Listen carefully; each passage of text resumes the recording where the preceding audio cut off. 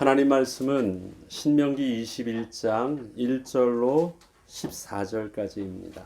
신명기 21장 1절로 14절 말씀을 함께 읽겠습니다. 내 하나님 여호와께서 내게 주어 차지하게 하신 땅에서 피살된 시체가 들에 엎드러진 것을 발견하고 그 쳐 죽인 자가 누구인지 알지 못하거든 너희의 장로들과 재판장들은 나가서 그 피살된 곳의 사방에 있는 성읍의 원근을 잴 것이요 그 피살된 곳에서 제일 가까운 성읍의 장로들이 그 성읍에서 아직 부리지 아니하고 멍에를 매지 아니한 암송아지를 취하여 그 성읍의 장로들이 물이 항상 흐르고 갈지도 않고 씨를 뿌린 일도 없는 골짜기로 그 송아지를 끌고 가서 그 골짜기에서 그 송아지의 목을 꺾을 것이요 레위 자손 제사장들도 그리로 갈지니 그들은 내 하나님 여호와께서 택하사 자기를 섬기게 하시며 또 여호와의 이름으로 축복하게 하신 자라 모든 소송과 모든 투쟁이 그들의 말대로 판결될 것이니라. 그 피살된 곳에서 제일 가까운 성읍의 모든 장로들은 그 골짜기에서 목을 꺾은 암송아지 위에 손을 씻으며 말하기를 우리의 손이 이 피를 흘리지 아니하였고 우리의 눈이 이것을 보지도 못하였나이다. 여호와여 주께서 속량하신 주의 백성 이스라엘을 사하시고 무죄한 피를 주의 백성 이스라엘 중에 머물러 두지 마옵소서 하면 그 피 흘린 자가 죄 사함을 받으리라. 너는 이와 같이 여호와께서 보시기에 정직한 일을 행하여 무죄한 자의 피 흘린 죄를 너희 중에서 제할지니라. 내가 나가서 적군과 싸울 때에 내 하나님 여호와께서 그들을 내 손에 넘기심으로 내가 그들을 사로잡은 후에 내가 만일 그 포로 중에 아리따운 여자를 보고 그에게 연연하여 아내를 삼고자 하거든 그를 내 집으로 데려갈 것이요 그는 그 머리를 밀고 손톱을 베고 또 포로의 의복을 벗고 내 집에 살며 그 부모를 위하여 한 달 동안 애국한 후에 내가 그에게로 들어가서 그의 남편이 되고 그는 내 아내가 될 것이요 그 후에 내가 그를 기뻐하지 아니하거든 그의 마음대로 가게 하고 결코 돈을 받고 팔지 말지니라. 내가 그를 욕보였은즉 종으로 여기지 말지니라. 아멘. 그리스도인의 동질성은 같은 생각을 공유하고 있다는 것이 아닙니다. 우리는 성향이 같거나 생각이 같아서 주 안에서 한 형제요, 한 공동체를 이루고 또 한 교회를 이룬 것이 아닙니다. 생각이 같다란 것과 믿음이 같다란 말은 다른 말입니다. 어떠한 이 도덕적인 성향이 같은 것과 믿음이 같은 것도 분명히 다른 것입니다. 세상 사람들은 좌든 우든 자기의 생각이 같은 사람들끼리 하나의 당을, 하나의 공동체를 그들의 나름에 맞는 이익 집단이나 아니면 NGO 단체를 할 수도 있습니다. 그들의 같은 생각을 공유하고 또 같은 성향에 따라서 또 그들의 같은 또 도덕적 관념에 따라서 사람들은 나누어질 수 있습니다. 그런데 그리스도인의 믿음이 같다라는 말은 저들의 공동체적 성향에서 같다라는 개념과는 분명히 다릅니다. 그리스도인은 그런 생각이 너무 다를 수 있어요. 서로가. 같은 성향이 아닐 수도 있습니다. 어느 면으로는 도덕적 관념도 좀 다를 수도 있더라고요. 성향도 너무 다를 수도 있습니다. 좌도 있고요, 우도 있고 너무 달라요. 다르다라는 말은 뭡니까? 관계에 갈등의 요소가 있다라는 말입니다. 달라요. 뭐가 같은 것이죠? 구원을 얻는 믿음이 같은 것입니다. 그러니까 믿음이 같다라고 말하면 혼란을 줘요. 그 생각과 가치관과 그러나 같은 것은 유일하게 같은 것이 딱 하나 있습니다. 구원을 얻는 믿음입니다. 예수 그리스도를 주로 고백한 자에게 하나님을 떠나 죄로 저주받은, 그래서 본질상 진노의 자녀가 된 하나님을 떠난 백성이 예수 그리스도의 보혈의 피로 대속함을 입어서 거룩한 백성 되어 하나님 자녀가 되게 하셨던 그 믿음을 소유한 것, 유일하게 같은 것이 그것입니다. 예수 그리스도께서 교회를 이루실 때 주는 그리스도시요 살아계신 하나님의 아들이십니다라는 그 고백과 그 반석 위에 주님의 교회, 주님의 공동체를, 주님의 거룩한 백성을 삼아주신 것입니다. 그것 하나 갖고 나머지는 달라요. 그러한 사람들이 교회 안에 모였습니다. 그럼 교회는 어떨까요? 하나님을 향한 믿음 안에서 예배하는 데 있어서 약속하신 예수 그리스도의 언약을 붙잡고 은혜의 보좌 앞에 담대히 나아갈 수는 있는데, 그러한 모습이 우리 간의 관계 속에서는요, 서로 의견의 충돌도 있을 수 있고요. 그 우리가 앞에서 우리 신명기서를 계속 읽으면서 하나님의 규례와 우리의 이성적인 판단을 뛰어넘는 또 격한 감정으로 인하여 도피성을 만들지 않으면 안 될 정도로 우리를 보호할 수 있는, 그런 우리를 감정도 제한할 수 있는 또 제어할 수 있는 그런 도피성조차 만들어 놓지 않으면 안 될 만큼의 위험성들이 하나님이 허락하신 거룩한 땅과 복 주신 땅과 하나님의 피로 값주신 당신의 스스로 속량하신 하나님의 백성을 통해서도 일어날 수 있다라는 것입니다. 갈등의 요소들이 일어날 수 있습니다. 그것이 폭발해서 사건과 사고가 될 수도 있습니다. 어디서요? 하나님께서 복으로 주신 그 땅과 하나님께서 친히 속량하여 주신 그 백성들 사이에서 일어날 수 있습니다. 믿음이 같아도요. 그렇기 때문에 우리는 오늘 본문을 볼 때 그 세상적인 관점과 사람의 입장에서 보기 전에요, 또 하나님께서 먼저 속량하신 백성과 그 다음에 하나님께서 먼저 우리에게 은혜로 허락하신 그 땅의 개념 속에서 먼저 볼 필요가 있습니다. 21장 1절로 9절까지 보면 우리가 알아야 될 두 가지가 있습니다. 그 첫 번째는 뭐냐면 그 땅에 대한 문제입니다. 그 땅은 어떤 땅입니까? 여호와께서 내게 주어 차지하게 하신 땅입니다. 여호와께서 내게 주어 차지하게 하신 땅. 그래서 계속해서 그 가나안 땅을 어떻게 계속해서 표현하고 있습니까? 그냥 단순히 약속의 땅이다라고 표현하지 않고요, 너희들이 정복한 땅이라고 표현하지도 않습니다. 여호와께서 내게 주어 차지하게 하신 땅, 네가 심지 않은 땅이고 네가 세우지 아니한 성읍이고 너가 채우지 아니한 집, 다시 말해서 그 땅을 이루게 한 주체, 소유하게 된 주체가 여호와 하나님이시라는 사실들을 계속해서 반복적으로 서술적으로 쓰는 그 땅에 대한 표현입니다.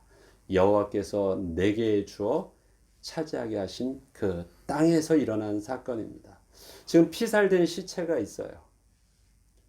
누가 죽인지를 모르고요. 그 다음에 목격자가 없어요. 시체만 있습니다. 그런데 그가 스스로 죽은 것 같지는 않아요. 피살됐어요. 그런데 몰라요.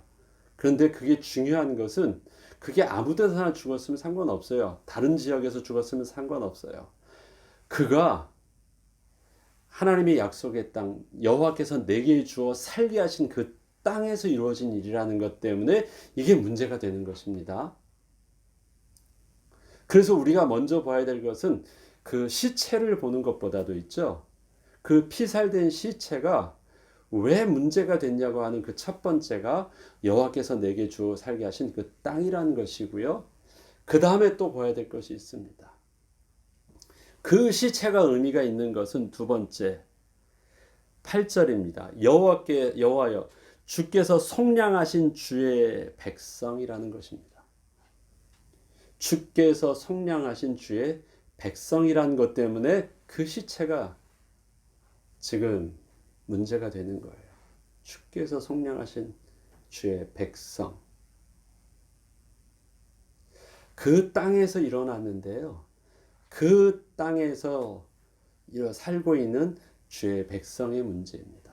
이것을 어떻게 해야 될까요? 주께서 주의 속량하신 그 주의 백성들을 근데 오늘 본문에 참 관심이 있는 게요.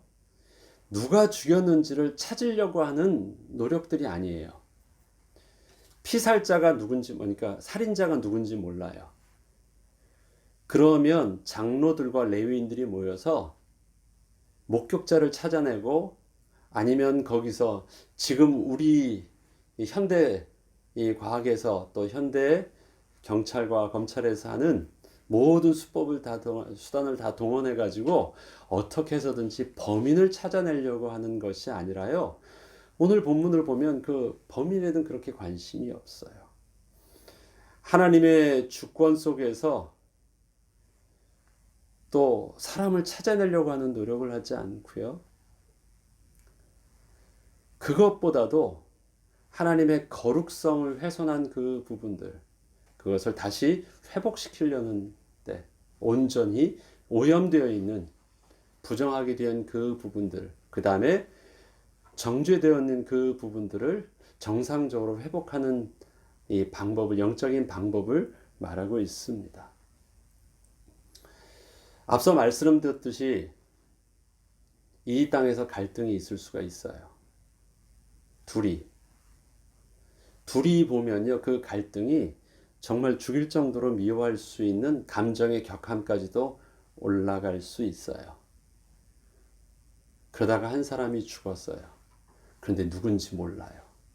만약에 그런 상황이 왔다고 봐요. 누군지를 몰라요.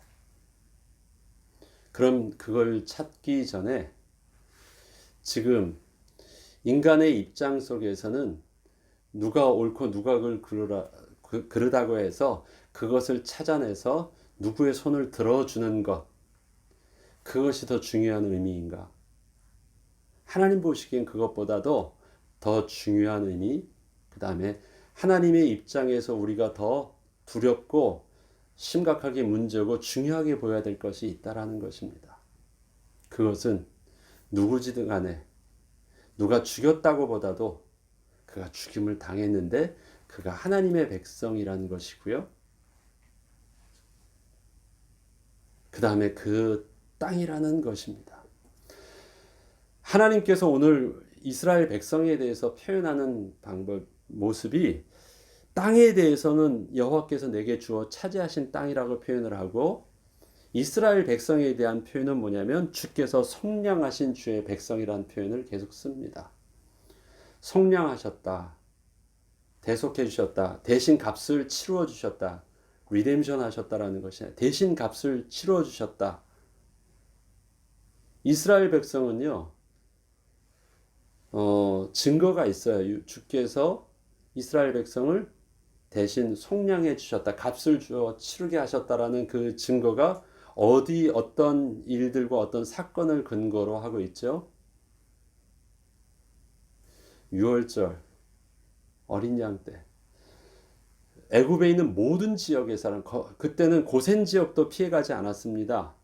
그 전에는요, 모든 다른 재앙들은 다 고센 지역과 구별된 재앙이었습니다. 그러나 10번째 죽음에 이르는 재앙은요, 고센 지역도 예외가 아니었어요. 그들은 고센 지역에 있었기 때문에 산 것이 아닙니다. 그리고 그 재앙만이 유일하게 생명을 취하는 재앙이었습니다. 죽음처럼 무서운 재앙이 아니라 진짜 죽이는 재앙이었거든요.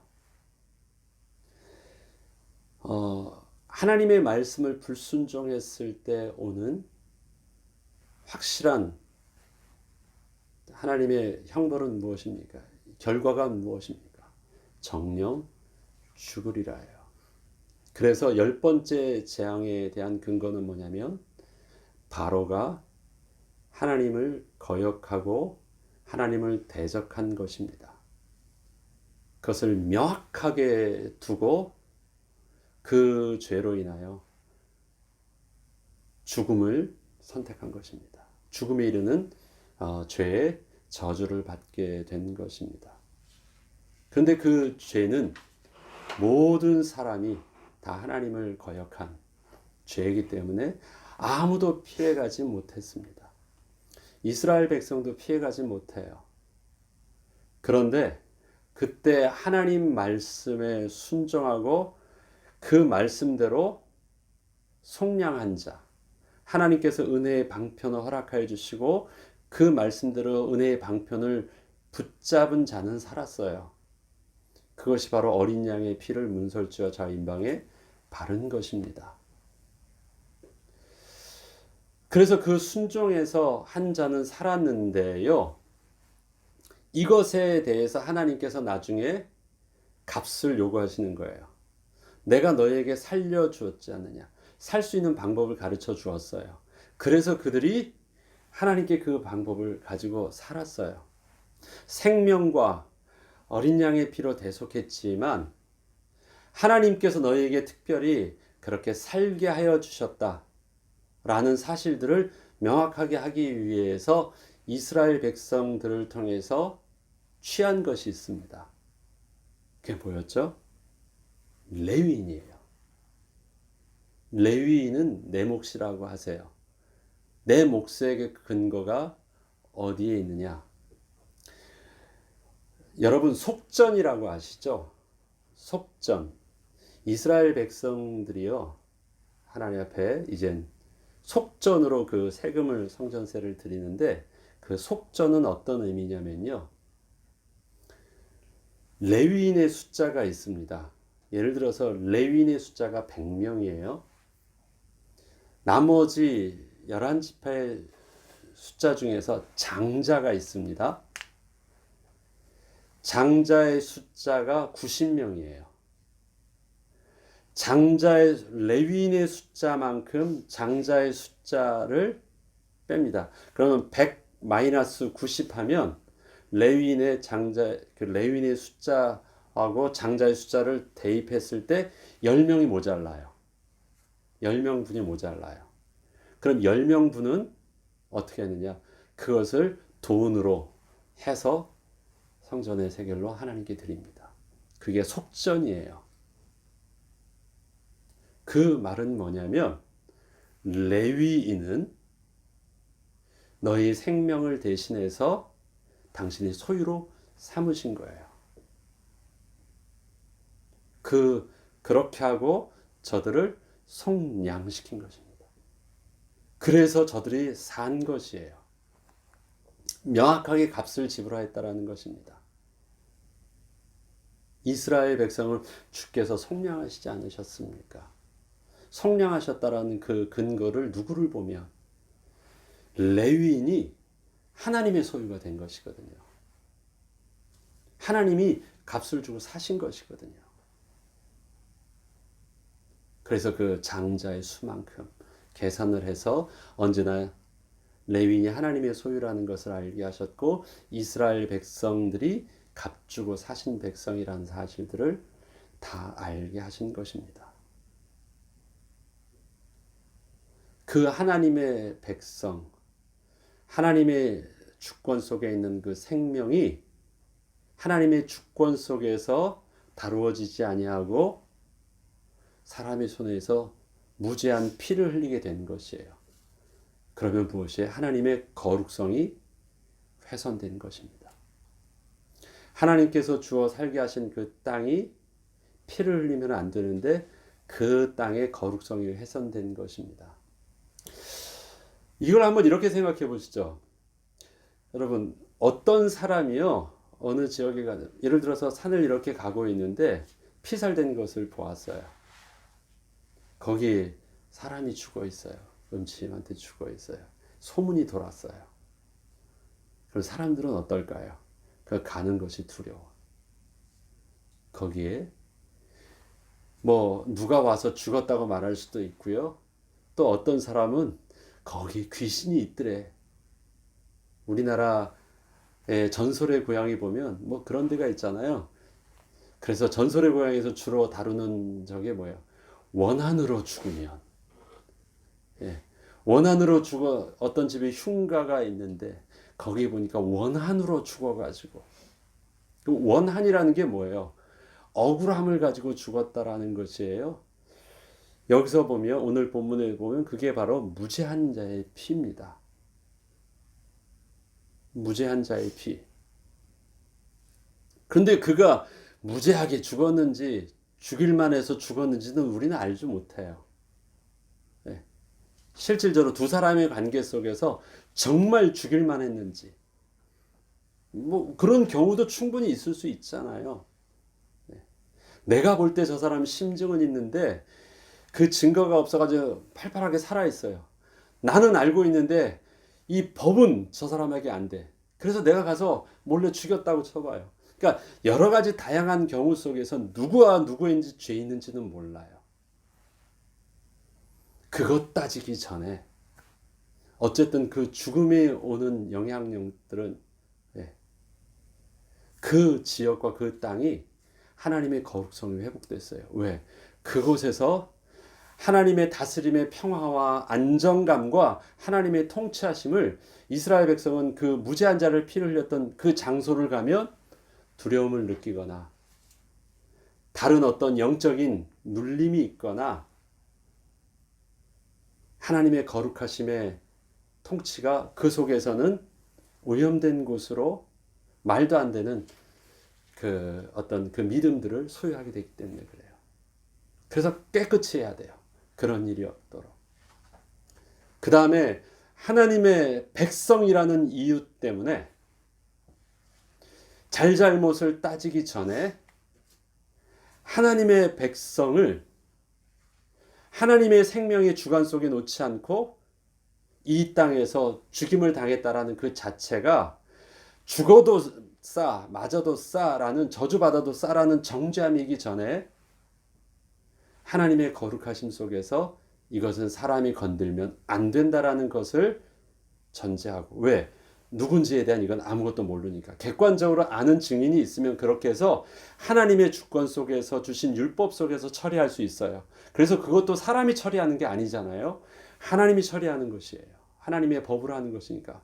그런데 그렇게 안 된다면 율법으로 안 되는 것이라면 더 큰 하나님의 통치하심의 주권 속에서 그 생명을 다루자는 것입니다. 그리고 그 하나님의 거룩한 백성이 그 죄가 무죄한 피를 흘린 그 죄가 남겨지지 않도록 백성에게 남겨지지 않도록 하는 상징적인 방법들이 오늘 하나님께서 허락해 주신 방법입니다. 이 방법을 자세하게 알고 그것의 방식대로 우리가 다 이해하고 할 필요가 없어요.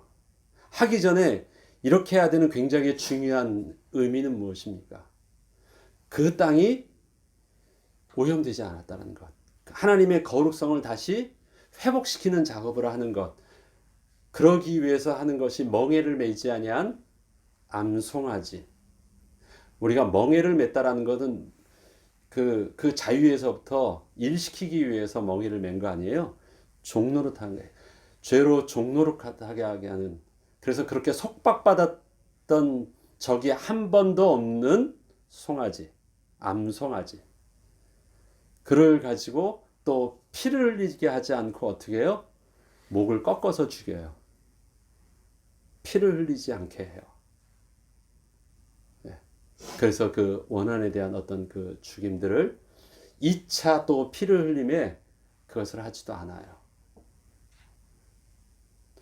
그 다음에 한 번도 갈지 않은 그 땅에서 흐르는 데서 그 다음에 모든 장로들과 특별히 거기에 레위인 제사장 제사장을 전쟁에 앞서 행하는 이유는 저 지난번에 말씀드렸죠.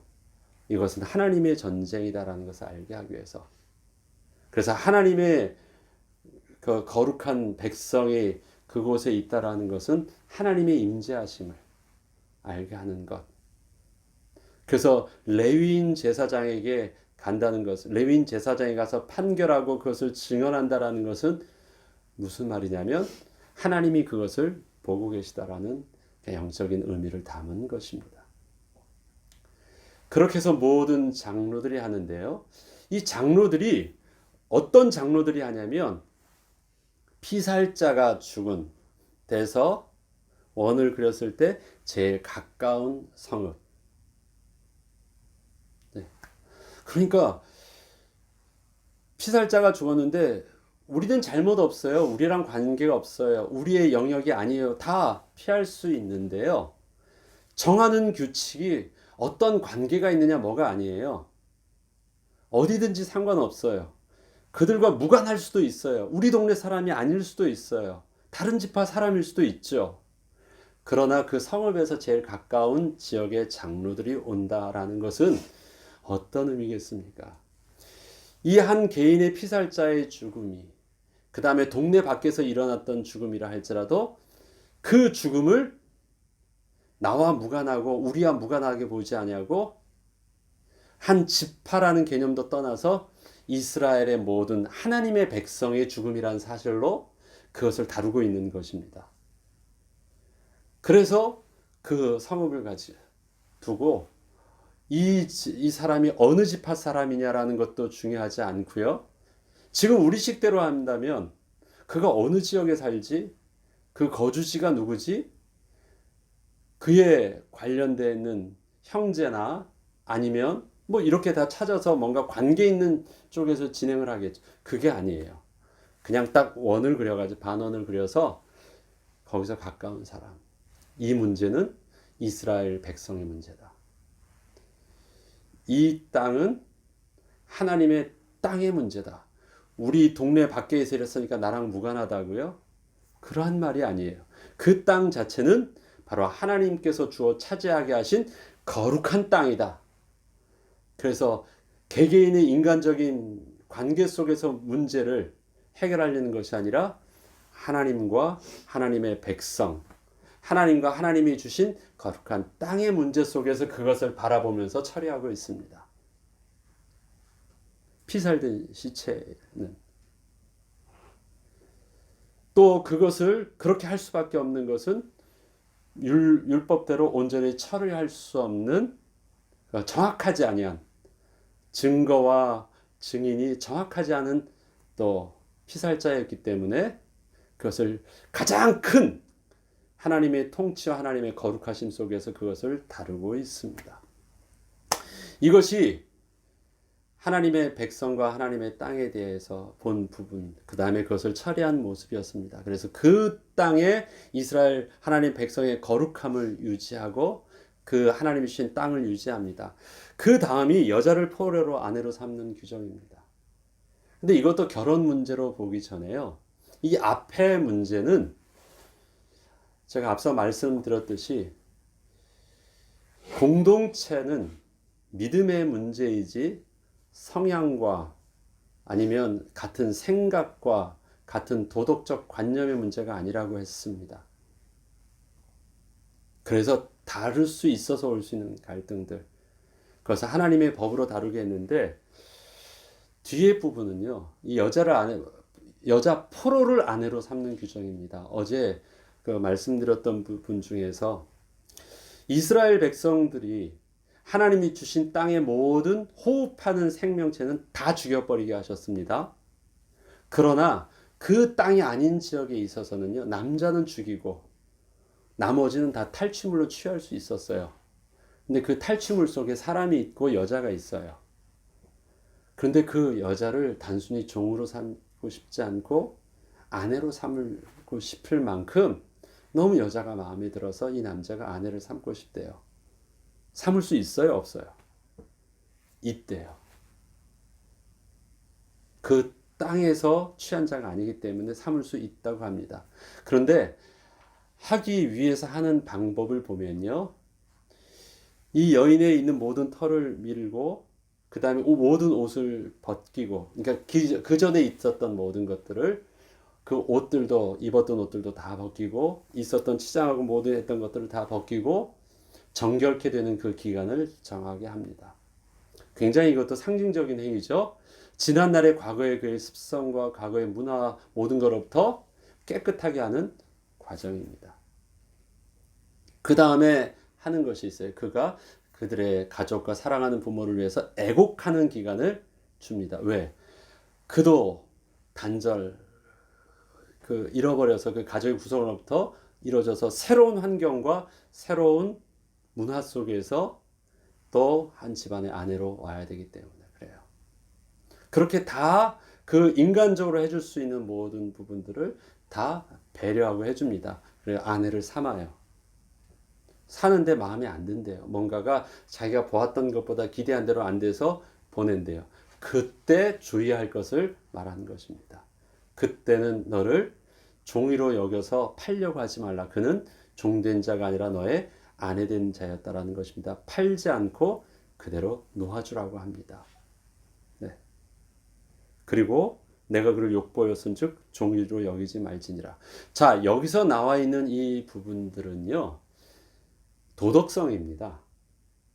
여러 가지 그 아내를 취하는 방법 중에서는 이게 지금 신앙적인 하나님의 어떤 거룩성 속에서 하는 것이 아니라 하나님의 거룩한 백성이지만 그 사람의 인격과 인권과 그 사람을 배려하는 인간적인 어떤 선함, 도덕성의 개념 속에서 이 부분들을 이루어지고 있어요. 다 그렇게 해주는 것입니다. 사람이 그러면 안 되죠. 이제 그 표현을 쓰고 있잖아요. 그가 종이었다고요? 그렇게 해서 사람을 한 것이 아닌데 사람을 함부로 막 다뤄가지고 그 사람을 인격적으로 다루지 않고 종이니까 종처럼 다녀서 내 여자를 삼았다가 함부로 막 다뤘다가 마음에 안 드니까 뭐 짐승 버리듯이 버리고 그런 게 아니에요. 이것은 도덕성입니다. 절대 그렇게 하지 말래. 거룩한 백성은 그렇게 하면 안 돼요. 그런데 이것을 거룩성으로 다루지 않고요. 앞에 있었던 부분들은 하나님 앞에서의 거룩함 속에서 이루어지는 일들, 이것은요, 사람이 보기에도 거룩한 모습입니다. 사람이 보기에 대한 도덕성입니다. 그거는 이방 사람들과 아니면 종과의 관계 속에서도 그렇게 하라는 모습입니다. 그리스도인에게 있어서 제일 중요한 부분들은, 또 공동체에서 제일 중요한 부분들은 먼저 하나님 관계 속에서의 거룩성이죠. 그 거룩성이 가장 큰 것, 그 안에 포함되어질 수 있는 부분들이 바로 사회에 있어서의 도덕성과 그 다음에 올바른 윤리와 그 다음에 사회법입니다. 가장 큰 법은 하나님의 법입니다. 하나님의 구원의 법입니다. 그러나 그 구원만 있으면, 믿음만 있으면 다입니까? 그 안에는요, 하나님의 도덕적인 부분들도, 세상과 공유할 수 있는 도덕적인 부분들과 합리적인 발음들이 다 그 안에도 함께 있습니다. 하나님 법과 세상 법이 분리되어 있다고요? 그렇지 않습니다. 그 안에 담겨져 있는 모습들을 우리는 잘 기준을 정확하게 세워야 됩니다. 말씀을 정리하겠습니다. 우리 교회 안에서 일어날 수 있는 다름들 때문에 우리는 그 부분들이 원하지 아니했지만 실수할 수도 있습니다. 그것이 명확하게 하나님의 말씀 속에서 우리가 해결할 수 있는 것이라면 장로의 권위와 교회의 어떤 리더십의 권위와 하나님의 말씀의 권위 앞에서 우리가 순종하고 수정받아야 될 부분들도 있습니다. 그러나 꼭 그렇게 할 수 없는 우리 안에 숨겨져 있는, 보이지 않는, 또 겉으로는 판단할 수 없는 여러 가지 문제들이 우리 가운데서는 우리의 마음을 더 상하게 하고 원한이 되게 할 수도 있습니다. 그때는 더 큰 하나님의 법 앞에서 우리는 머리 숙일 수 있어야 됩니다. 내가 화를 내지만, 내가 분노하고 저하지만 안 된다면 그러할지라도 하나는 해결 넘어서서는 안 되는 것. 하나님의 거룩함을 회복하고 또 하나님의 통치할 주권 안에서 우리는 잠잠할 수 있고 통치함을 받을 수 있는 은혜가 있어야 됩니다. 아니라고 해서 그 선을 넘고 세상의 법안에서 드러난 법안에서 통제할 수 없다고 해서 그 다음에 뭔가를 하려고 하는 것, 그것은 하나님의 백성이 아닌 것입니다. 아무리 이 땅에서 답이 나지 않는다 할지라도 그래도 우리가 하나님 앞에서 겸손할 수 있는 것은 믿음 때문에 그렇습니다. 구원을 얻는 믿음 때문에 그렇습니다. 그래서 개인적으로 다름들이 있어도 품을 수 있는 것은 하나가 같기 때문에 그렇습니다. 하나님의 백성이다. 하나님의 백성이라는 같음은 하나님의 거룩함 속에서 통제받아야 되는 것입니다. 하나님의 거룩함을 건들면 안 돼요. 나와는 다르지만 그를 건드리는 것은요, 하나님을 건드리는 것이거든요. 거룩함을 건들면 안 돼요. 그래서 미워할 수도 있고 아파할 수도 있지만 거기까지. 네. 왜? 우리는 하나님을 두려워하니까. 그리고 그 거룩함이 그 하나님이 우리에게 허락하신 교회를 깨뜨리지 아니하도록, 그 거룩함이 우리가 함께 예배드리겠던 예배의 모습을 깨뜨리지 않도록 하는 우리에게 두려움이 있어야 됩니다.